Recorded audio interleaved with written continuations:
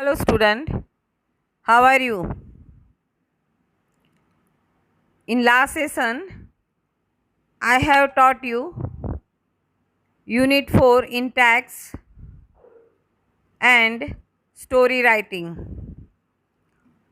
In tax, I have given you question answers and other exercise. And story writing. Now, today I am going to teach you in English grammar. The topic is use of can, can't, and could. I am reading the definitions of can and can't and explain you. First definition, કોઈ વ્યક્તિ કોઈ ક્રિયા કરી શકે છે એટલે કે તે ક્રિયા કરવા માટે તે શક્તિમાન કે સમર્થ છે, એટલે મીન્સ કે કાર્યક્ષમતા તેનામાં છે કાર્ય કરવાની, એવો અર્થ દર્શાવવા માટે મૂળ ક્રિયાપદની આગળ કેન સહાયકારી ક્રિયાપદનો પ્રયોગ થાય છે. કેન શબ્દ કાર્ય કરવાની શક્તિ અર્થાત એબિલિટી કે કેપેસિટીનો અર્થ દર્શાવે છે. એની રચના છે ક્રિયાપદની રચના કેન વત્તા ક્રિયાપદનું મૂળ રૂપ. કેન વત્તા રીડ એટલે કેન રીડ એમ બોલાશે. કેન સ્પીક તો કેન સ્પીક બોલાશે. તમારામાં કોઈ પણ કાર્ય કરવાની કાર્યક્ષમતા હોય તો તમે તમારે પ્રશ્ન પૂછો ત્યારે પહેલાં કેનથી પ્રશ્ન પૂછીએ છીએ અને એને આપણે અંગ્રેજીમાં કાર્ય કરવાની શક્તિને અંગ્રેજીમાં એબિલિટી કહેવાય છે અને કેપેસિટી કહેવાય છે. ડુ અન્ડરસ્ટેન્ડ પ્રોપરલી બેટા? નાવ ડેફિનેશન 2. પ્રશ્ન વાક્ય બનાવવા માટે કેનનો વાક્યની શરૂઆતમાં મૂકવામાં આવે છે. નકાર વાક્ય બનાવવા માટે કેન નોટનો ઉપયોગ થાય છે, જે કરતા પછી આવે છે. કરતા એટલે બેટા તમે, હું, આપણા નામ અથવા તો સરોનામ, આઈ, વી, યુ, હી, સી, ઇટ, દે. સમજ્યા પડી ગઈ? એને કરતા કહેવાય છે. કેન નોટનું ટૂંકું રૂપ કેન્ટ થાય છે. કોઈ ક્રિયા કરવા માટે કરતા અશક્તિમાન છે, મીન્સ કે કાર્યક્ષમ નથી, એ કાર્ય કરી શકતું નથી એમ દર્શાવવું હોય ત્યારે કેન નોટનો ઉપયોગ થાય છે. કેન નોટ શબ્દ હંમેશા સાથે જ લખાય છે. કેન નોટ આમ બે શબ્દ છૂટા લખી શકાતા નથી. કેનથી પ્રશ્ન પૂછવો હોય તો હકારમાં યસ આઈ કેન એમ લખાય છે અને નકારમાં નો આઈ કાન્ટ. મીન્સ એનું ઉદાહરણ છે can you drive a car, તો હકારમાં યસ આઈ કેન અને નકારમાં નો આઈ કાન્ટ. સમજ પડી ગઈ? Use of can for seeking permission. તમે અત્યારે જે વાંચ્યું અને સમજ્યા એ તમે તમારામાં એબિલિટી અને કેપેસિટી કાર્ય કરવાની છે કે નહીં એ મેં તમને એ સમજાવ્યું. હવે તમને પરમિશન માટે, પરવાનગી મેળવવા અને માગવા માટે તમને આ કેન સમજાવી રહી છું. વાક્ય રચના પહેલાં કેન આવશે, પછી કરતા આવશે, ક્રિયાપદનું મૂળ રૂપ આવશે. પરવાનગી માગવા માટે પણ કેનનો ઉપયોગ પહેલાં થાય છે. Can Rashmi read A letter? તો હકારમાં લખી શકીશું આપણે યસ શી કેન અને નકારમાં નો શી કાન્ટ. હવે હું તમને યુઝ ઓફ કુડ સમજાવું છું. ભૂતકાળમાં કરતા કોઈ ક્રિયા કુડ એટલે બેટા કેનનું ભૂતકાળ થાય છે. કેનનું ભૂતકાળ કુડ, જેમ વિલનું વુડ, શેલનું શુડ. સમજ પડી ગઈ બેટા? એવી રીતે કેનનું ભૂતકાળ છે food, COULD food.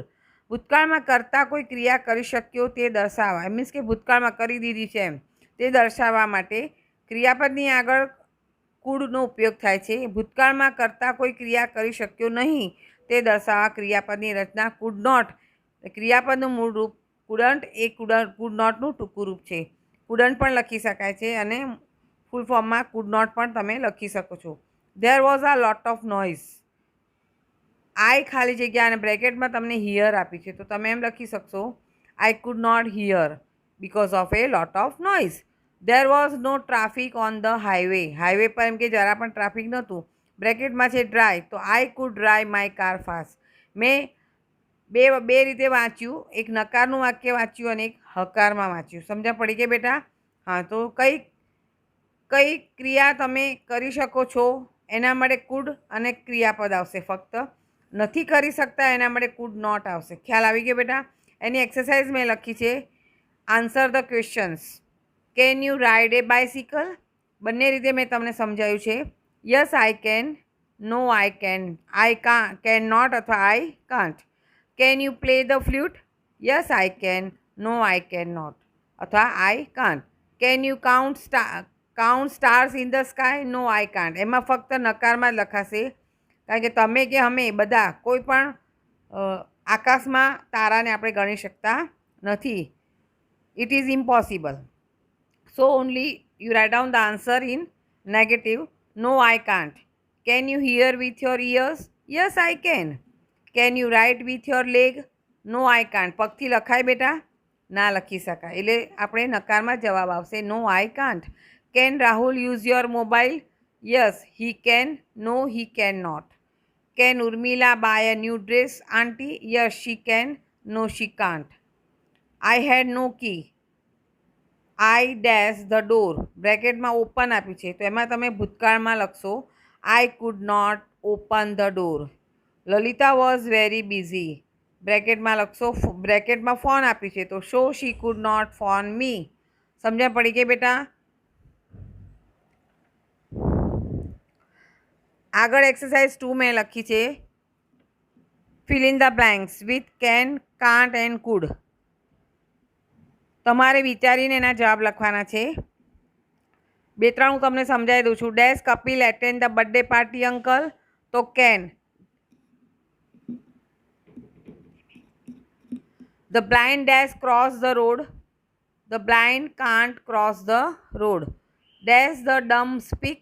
Can the dumb speak? Dumb એટલે બેટા મૂંગું માણસ જે બોલી ના શકે. Can the dumb speak? The deaf hear the music? Nayan can't drive a car. He has no driving licence. A lion dash leave without water for many days? તો can not અથવા can't. A lion can not live without water for many days. A carpenter dash make furniture? A carpenter can make furniture. The questions of the papers were hard, so I could not write answer. This fill in the blanks, it is in past form, so you write down could not. The horse can run fast. The camel can live without water and food for many days. There was a lot of noise. I could not sleep properly. Sunil was driving his car very fast, so he couldn't stop at the circle. Purna dash make tea. Purna can make tea, but she can't make paratha. Govind can reach on time, so he can catch the bus. Saurabh was quite free on last Sunday. He can come with me to see a film. The bus was overcrowded. We can not board the bus. Monica's handwriting was very bad. I could not read it. Now we are going on second topic, and it is telling the time. समय कहो. I have written and I have shown you the clock on the paper, and I have written the paragraph of a clock, and I am reading now a clock. This is the picture of a clock. Have you seen the clock, beta? There is a clock in your house on the wall, so we can say it is a clock. And which watch you tie on your wrist, it is called the watch. Understand? This is the picture of a clock. It has a dial.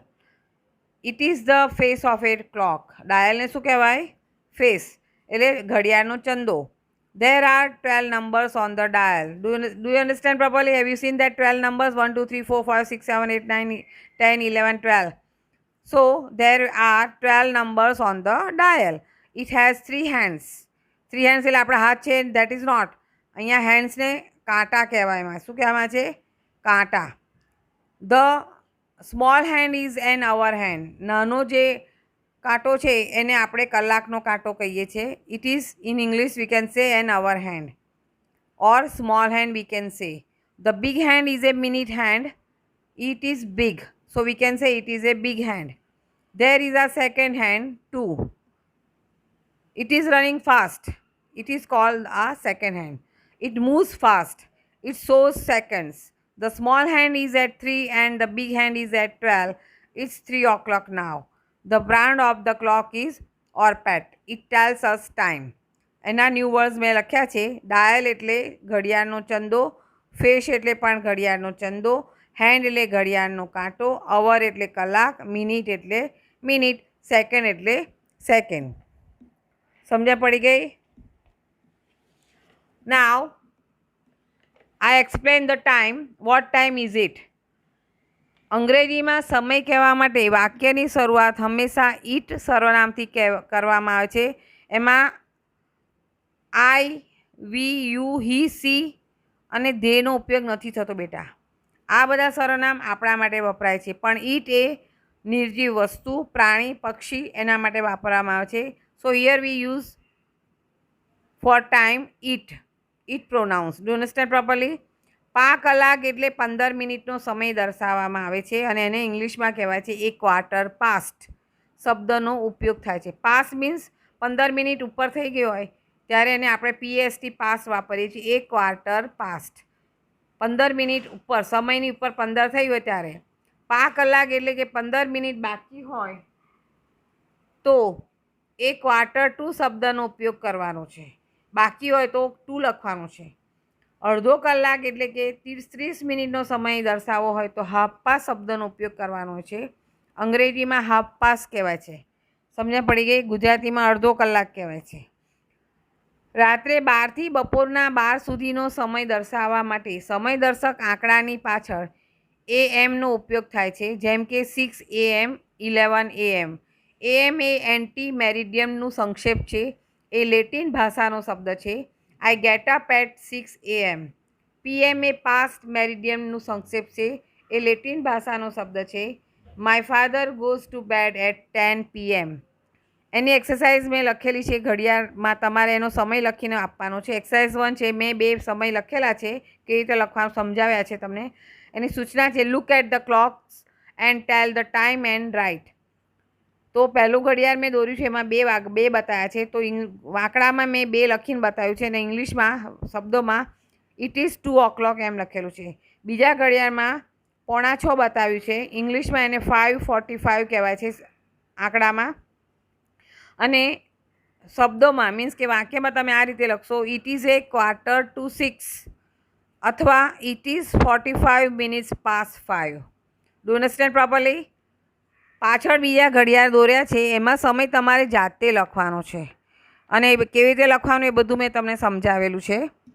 Exercise 2 છે tell the following time in words and in figures. એમાં મેં 4 પ્રશ્નો લખેલા છે. તો તમારે એમાં એકનો જવાબ મેં લખીને બતાવ્યો છે, બીજા 3ના જવાબ તમારે જાતે લખવાના છે. The hour hand is at 8 and the minute hand is at 12. What time is it? It is 8 o'clock. શબ્દમાં પણ તમારે વાક્યમાં પણ આ જવાબ લખવાનો છે અને આંકડામાં પણ બતાવવાનો છે. The hour hand is between 10 and 11 and the minute hand is at 6. What time is it? Third, the small hand is at 2 and the big hand is at 10. What time is it? 4, the small hand is at 6 and the big hand is at 9. What time is it? Now listen here, your first semester syllabus is over in grammar and in text also. So now in next session I will take the revision of text. Unit 1, 2, 3, 4. You have to learn properly question answers, fill in the blanks, new words, meanings, opposite words, everything which exercise I have done in the classwork and I have given in the homework. You should be learned properly for the revision. Now revision will be start from next session. Okay, take care and stay home. Bye.